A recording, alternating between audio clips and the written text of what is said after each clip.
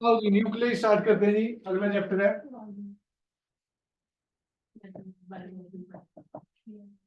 Nucleus में सबसे पहला टॉपिक है कॉम्पोजिशन ऑफ न्यूक्लियस। अब कॉम्पोजिशन ऑफ न्यूक्लियस में कौन है जी? न्यूट्रॉन है, प्रोटॉन है, ठीक है जी। इलेक्ट्रॉन तो बाहर है न्यूक्लियस से, ठीक है जी। प्रोटॉन और न्यूट्रॉन के बारे में एक एक पैरा बना हुआ है, वो रीड करना है जी, ठीक है जी। इनको कंबाइन, प्रोटॉन और न्यूट्रॉन को कंबाइन क्या कहते हैं जी? न्यूक्लियॉन। इनको कंबाइन क्या कहते हैं जी? न्यूक्लियॉन। कंबाइन इनको क्या बोला जाता है जी? प्रोटॉन और न्यूट्रॉन को कंबाइन क्या बोलते हैं जी? न्यूक्लियॉन। जेड हमारा क्या होता है? Atomic number. ए हमारा क्या होता है? Mass number. X Z A. Z हमारा एटॉमिक नंबर है जी। ए हमारा मास नंबर है, ठीक है जी। और ए माइनस जेड क्या होता है? Number of neutrons. Number of neutrons. Z हमारा नंबर ऑफ प्रोटॉन्स या इलेक्ट्रॉन्स। ये हमारा number of proton plus number of neutrons, A. अब पहला टॉपिक है आइसोटोप्स। आइसोटोप्स क्या होते हैं जी? जिनमें एटॉमिक नंबर सेम है, डिफरेंट मास नंबर है, ठीक है जी। इसमें जो सबसे इंपॉर्टेंट क्वेश्चन है देगा जी, वो दो आइसोटोप है। एक की परसेंटेज एक्स है, दूसरे की परसेंटेज कितनी लेनी पड़ेगी? 100 माइनस एक्स। फिर इसका मास दिया होगा m1, इसका मास मॉलिक्यूलर मास मतलब उसका m2 एटॉमिक मास, फिर इसका atomic mass m2। Average atomic mass निकालना पड़ेगा। एवरेज एटॉमिक मास क्या आएगा? x m1 plus 100 minus x m2 upon 100 upon 100, ठीक है जी। समझ आ गया? तो यहाँ पर आपको एवरेज आ जाएगा। क्वेश्चन बड़ा इंपॉर्टेंट है, ये सॉल्व करना है जी। 35 जैसे इसमें दिया हुआ एक एग्जांपल क्लोरीन का 75% 35 वाला है, फिर 25% 37 वाला है, तो उसको सॉल्व करा हुआ है, ठीक है जी। ये क्वेश्चन नीट में भी आया हुआ है इस पे, ठीक है जी। और जेई में भी आया हुआ है। जेई के तो मैंने शाम वाले लेक्चर में कराए थे क्वेश्चन, जिन्होंने लगाई है क्लास, ठीक है जी। शाम वाला लेक्चर ऑनलाइन भी लगा सकते हैं तो लगाएं जी। उसमें तो प्योरली ऑब्जेक्टिव होता है, ज्यादातर ऑब्जेक्टिव काम ही सारा, ठीक है जी। उसमें आज भी है। कौन से चल रहे थे अपना? एटम्स के ऑब्जेक्टिव, हाँ जेई के क्वेश्चन रह गए अभी 2023 के एटम्स के होने आज 5 बजे। हाँ तभी मैंने 12 बजे वाले बैच में अरेंज कराया, नहीं तो शाम वाले में तो बहुत ज्यादा क्वेश्चन हो जाते हैं। अगर 10-15 क्वेश्चन तो कई बार, हाँ ठीक है जी। पर ये है कि थोड़ा सा घर जाके भी पढ़ें। और जेई वाले जो जेई की तैयारी कर रहे हैं भाई, दो सब्जेक्ट तैयार कर लें बस। पहला फिजिक्स के इधर स्कूल में, चलो कोई नहीं, हो जाएगा वो तो। ऑप्टिक्स और ऑप्टिक्स की एक बार रिवीजन करनी है और ये लास्ट वाला चैप्टर करके जाऊंगी, बस और नहीं करूंगी। मतलब ये लास्ट वाले 4, ठीक है भाई, तो पास तो हो जाऊंगी। हाँ पास तो आप हो ही जाओगे, इतना टैलेंट है आप। टैलेंट से आपके हम बाकी तो आइसोबार्स। आइसोबार्स में different same mass number, different atomic number. इसमें बस एग्जांपल याद करने हैं, उसमें भी एग्जांपल याद करने थे। आइसोटोन्स जिनका नंबर ऑफ न्यूट्रॉन सेम हो, जिनमें नंबर ऑफ न्यूट्रॉन सेम हो। आइसोटोन्स जिसमें नंबर ऑफ न्यूट्रॉन सेम है। आइसोमर्स हमारे सिलेबस में नहीं है, बाकी केमिस्ट्री में आपने पढ़े होंगे अच्छी तरह से। आओ जी, एटॉमिक मासेस क्या होता है? 1/12 of carbon, 12 isotope. 1 AMU is defined as 1/12 of carbon, 12 isotope. 1 AMU वैसे तो अब 1U लिखा जाता है, AMU पहले शॉर्ट फॉर्म होती थी, ठीक है जी। 1U is equal to 1/12 of mass of carbon carbon 12 atom. ठीक है जी, बस 1 AMU की वैल्यू लिखी है 1.66 इंटू 10 की power -27 kg। Mass of proton दे रखा है, मास ऑफ न्यूट्रॉन दे रखा है, इसमें मास ऑफ इलेक्ट्रॉन दे रखा है, सारा दे रखा है जी। एनर्जी की यूनिट 1 इलेक्ट्रॉन वोल्ट किसके बराबर होती है 1.6 इंटू 10 की power -19 joule.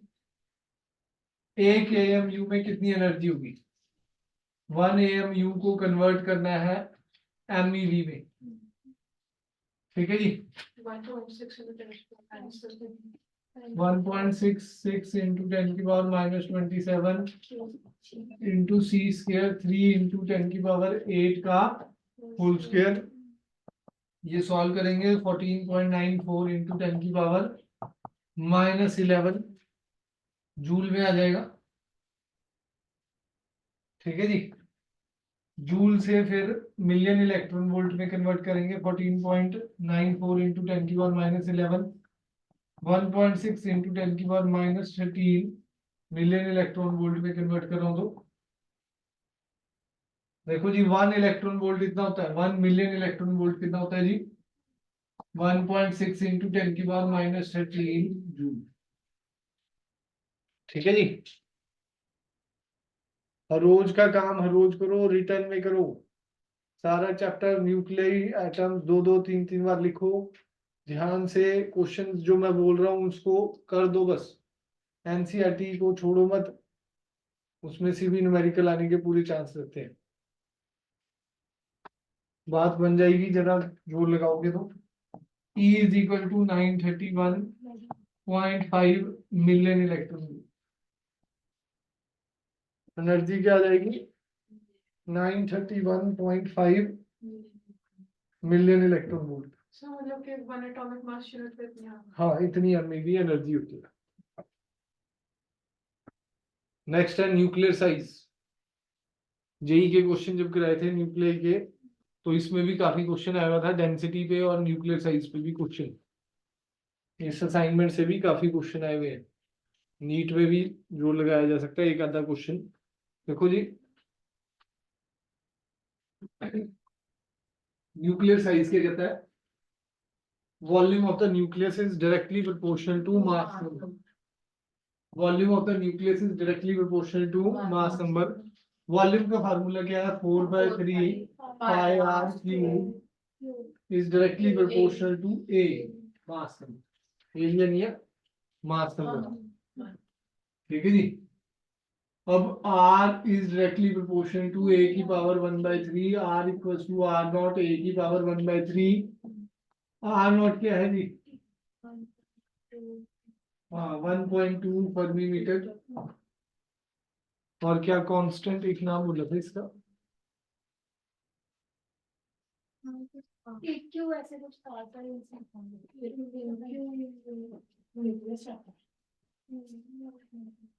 Empirical empirical constant video में बोला हुआ था किसी ने, मुझे याद दिलाया।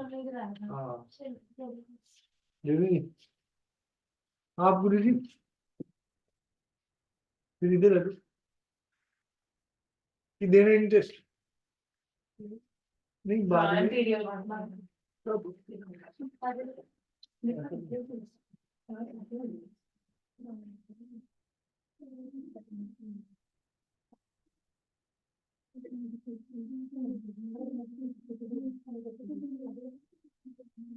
सर 15 हो गए टाइम हो गया, आप तो कैसे 2 बजे क्या नहीं नहीं वो कैसे करवा देते हैं 1:30 तक चली जाना।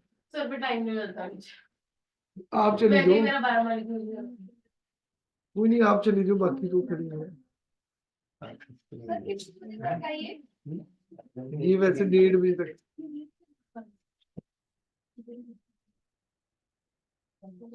सुबह सर ऑनलाइन करवा देना ऑनलाइन मुश्किल है नहीं सुबह। फोन खोल के अभी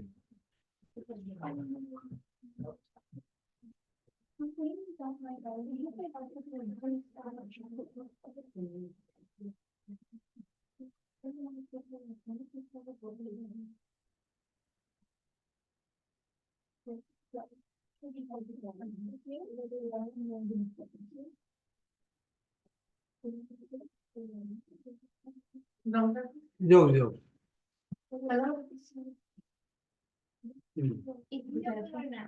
हाँ इसी पे टिक कर दो बस।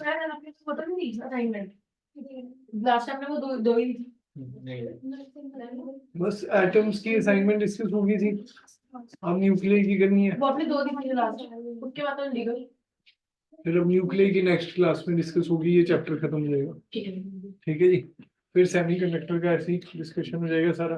एटम के असाइनमेंट कुछ लेती है, थोड़ी सी रहेगी। हाँ वो मैंने शाम को तो डिस्कस कर दी थी। है? हाँ शाम वाले बैच में डिस्कस कर दी मैंने। ठीक है जी, वो थोड़े से क्वेश्चन रह गए थे, 6-7 क्वेश्चन पेंडिंग थे, वो मैंने इवनिंग में कल परसों करा दिए। आप भी करा ना, कोई डाउट है पूछ लेना, होमवर्क भी करो भाई, सभी की होमवर्क भी पढ़ी है, ड्यूल नेचर की भी होमवर्क पढ़ी है। और 39 क्वेश्चन थे ड्यूल नेचर की होमवर्क में, आज तक किसी ने बताया ही नहीं कि कोई डाउट आया। कितना बढ़िया पढ़ते हैं ना बंदे की, सारा सब आता है, कोई क्वेश्चन करा लो, है ना भाई आशुतोष? पता नहीं क्या पढ़ा देते हैं हम, ये समझ ही सारा आ जाता है ना। हाँ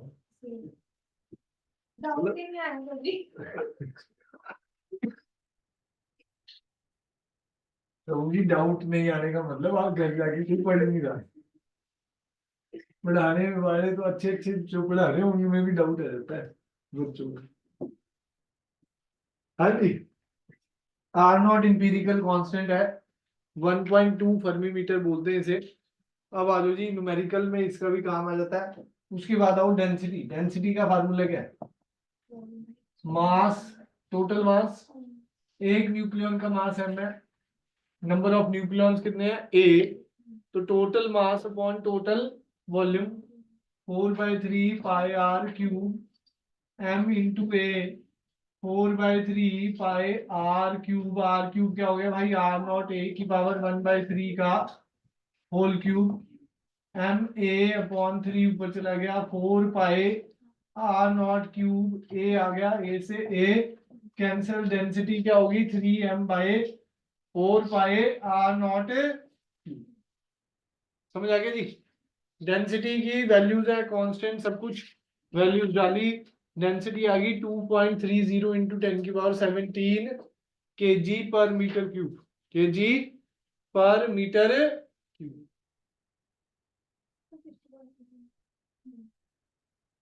डेंसिटी की सारी वैल्यूज है, मास भी पर न्यूक्लियन का क्या होता है 1.6 इंटू 10 की पावर -27,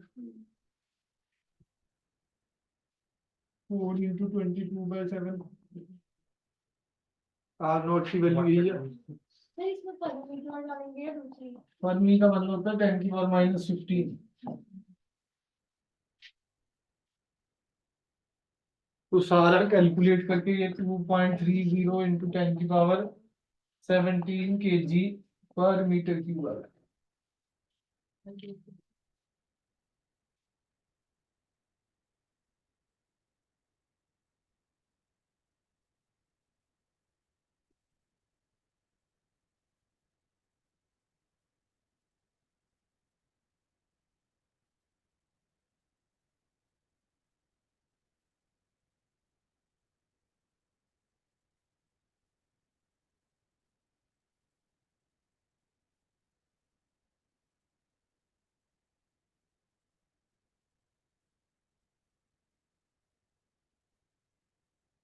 फिर से आ गया भाई मास का।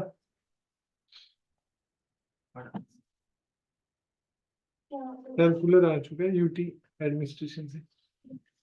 मास लगाना क्राउडेड प्लेस पे। इतनी उम्मीद, क्या पता। हाँ पेपर कैंसिल हो जाए क्या पता, पीक बढ़ जाए ऐसी है। एक्सटेंड हो सकता है, कैंसिल तो कैंसिल तो नहीं होगा। न्यू ईयर पे देखना कितने केजी। न्यूयॉर्क की पढ़ेंगे एक्सटेंड ही कर दो बस इतना भी ख्वाब नहीं लेने चाहिए आदमी को, कैंडल पूरे ना हो, अपनी तैयारी करो, बहुत जल्दी फ्री होंगे, हम भी अटके रहेंगे। और जल्दी फ्री होने की थोड़ी वो होती है हमें भी तो हमारे बारे में भी सोचो, पिछले साल ही थोड़ा सुकून मिला, नहीं तो वो जून तक पेपर चल रहे हैं ना, छुट्टी ले सकता बंदा, फिर वो 11th आ जाती है, फिर वैसे नहीं छुट्टी ली जाती, क्योंकि 11th वालों को तो समझाने में पहले थोड़ा बेस बनाना पड़ता है। तुम्हारे चक्कर में हमारा काम खराब हो जाएगा। चलो कोई नहीं, पढ़ाई करो, अब तो बहुत टाइम मिलता है। टाइम तो फास्ट चल रहा है अब फास्ट चल रहा है, पहले तो स्लो था। आप इतना जल्दी जल्दी दिन हो रहे हैं नेक्स्ट लिखो, nuclear force, numerical next class में डिस्कस होंगे इसके, आज बाइंडिंग एनर्जी तक हो जाएगा सारा। ठीक है जी, छोटा सा चैप्टर है, ज्यादा बड़ा चैप्टर ही नहीं है ये। ठीक है जी, अब तो नीट में भी सारा रेडियो एक्टिविटी वगैरह सब डिलीट हो चुका है, और जेई में भी, तो ज्यादा बड़ा चैप्टर नहीं है अब। न्यूक्लियर फोर्स क्या होता है? Force which binds nucleons in the nucleus, उसको क्या बोलते हैं जी? Nuclear force. ठीक है जी, तो बेसिकली हमारा ये स्ट्रॉन्गेस्ट फोर्स होता है, ये सबसे ज्यादा स्ट्रॉन्गेस्ट फोर्स होता है, और ग्रेविटेशन फोर्स से तो बहुत ही ज्यादा बड़ा होता है। 10⁻40 टाइम्स है, ये 10⁻38 है, और ये 10⁻2 है। 36 है वो वन 38 है 40 यहाँ पर 38 36 और ये वन, बात वही होगी जी वैसे। अगर 10⁻2 लेता हूँ तो ठीक है जी, 10⁻2 ले लो तो ये 10⁻38 हो गया, ये 10⁻40। ठीक है जी, सबसे स्ट्रॉन्गेस्ट फोर्स है न्यूक्लियर फोर्स, तभी प्रोटॉन प्रोटॉन पॉजिटिव है, तब भी वो क्या है, जुड़े हुए हैं।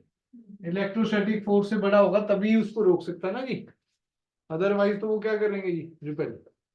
ठीक है जी, अगला शॉर्ट रेंज फोर्स होते हैं, फर्मी मीटर तक ही रखते हैं, फ्यू फर्मी मीटर तक ही रखते हैं। शॉर्ट रेंज फोर्स है, फ्यू फर्मी मीटर तक ही ये अप्लाई होते हैं। समझ आएगी बात? नेक्स्ट आ जाओ जी, वेरिएशन विद डिस्टेंस। दो ग्राफ बनवाए थे मैंने जब पढ़ाया था, बुक में एक ही ग्राफ बना हुआ है, फोर्स वर्सेस डिस्टेंस ग्राफ।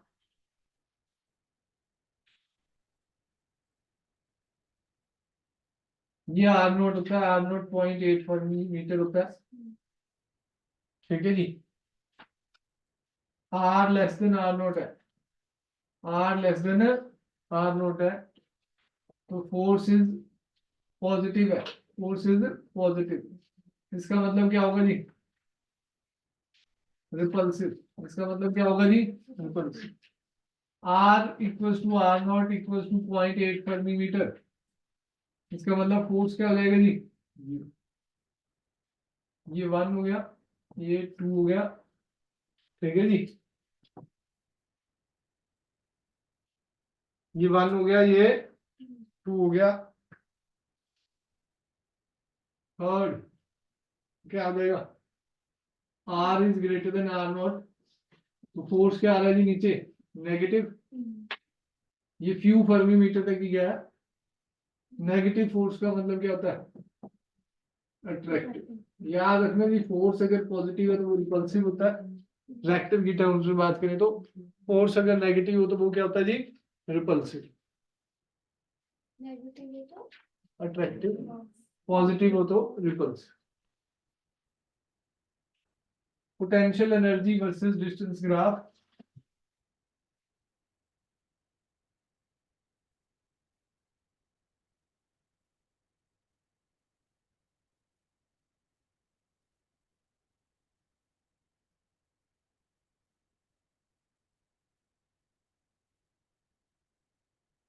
हाँ R equal to 0.8 fermi metre.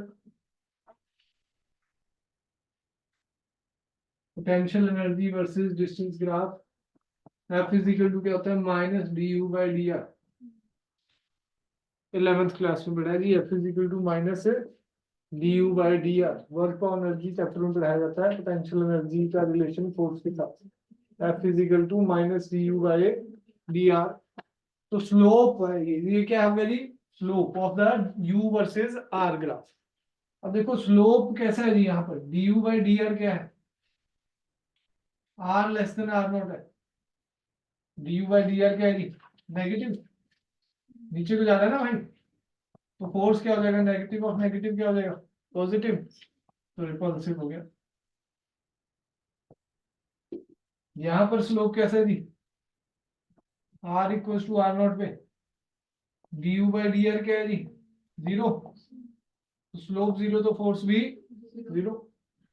यहाँ स्लोप कैसा है जी, पॉजिटिव, du/dr क्या है जी, positive, r greater than r0 पे, ठीक है जी। फोर्स क्या आ गया भाई, नेगेटिव, तो अट्रैक्टिव, तो क्या आ गया जी, attractive। समझ आ गया जी, कोई डाउट।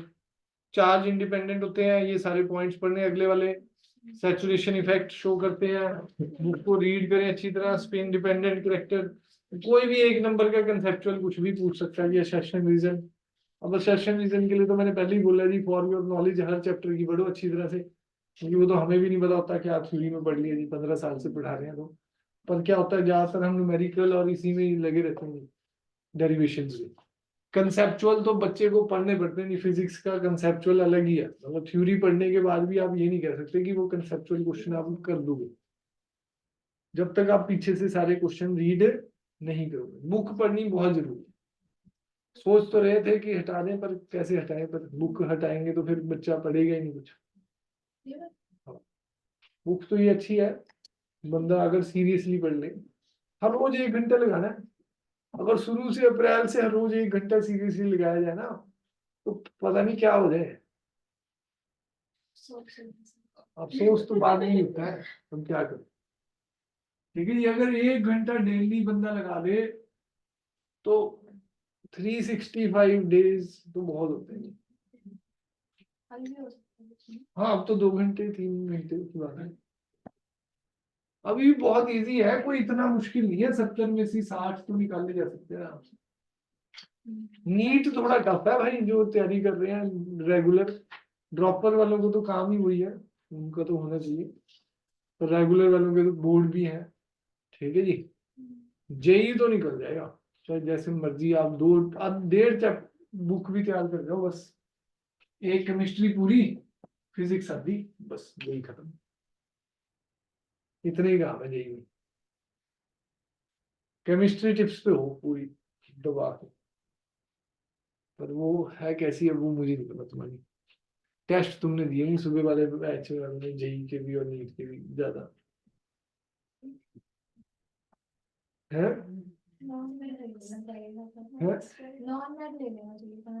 हाँ सीटें भी ज्यादा है चंडीगढ़ में, टक्कर ही है मेडिकल की सीटें कम है। एक कॉलेज और खुल जाए ना चंडीगढ़ में, फिर स्कोप बढ़ जाएगा काफी, फिर 525 तक का स्कोर भी। हाँ थोड़ी सीटें बढ़ जाए तो कुछ फायदा हो सकता है। हाँ जी जाना है। मास डिफेक्ट देखो जी, जेड नंबर ऑफ प्रोटॉन होते हैं, A minus Z number of neutron होते हैं, इनको मिला के एक न्यूक्लियस बनता है, इनको मिला के एक न्यूक्लियस बनता है, Z into M P, A minus Z into M N. क्या बोलता है जी, rest mass of the nucleons is greater than, होता है रेस्ट मास, मतलब इनको अलग अलग ऐड करा तो ज्यादा है as compare to mass of the nucleus. ठीक है जी, वही जैसे अब पंजीरी बन रही है घरों में, घी भी डाला, सब कुछ डाल दिया, ठीक है जी, कुछ ना कुछ मास क्या हो जाएगा, उड़ जाएगा उसमें से। हीट करेंगे तो कुछ मास उसमें से क्या हो जाएगा, गायब। जितनी 2 किलो चीनी डाली, घी डाला, सब मिक्स कर रहे हो आप, वो जो लास्ट मास आएगा वो कम होगा एज कंपेयर टू कॉन्स्टेंट। बस यही बोला हुआ है जी, rest mass of the constituent nucleus is greater than mass of the nucleus, और वो जो डिफरेंस आ जाता है इनका उसको क्या बोलते हैं भाई, मास इफेक्ट। उसको क्या बोलते हैं, मास इफेक्ट। समझ आया जी। और बाइंडिंग एनर्जी क्या है, ये जो मास गायब हुआ वो बाइंडिंग एनर्जी में कन्वर्ट हो गया।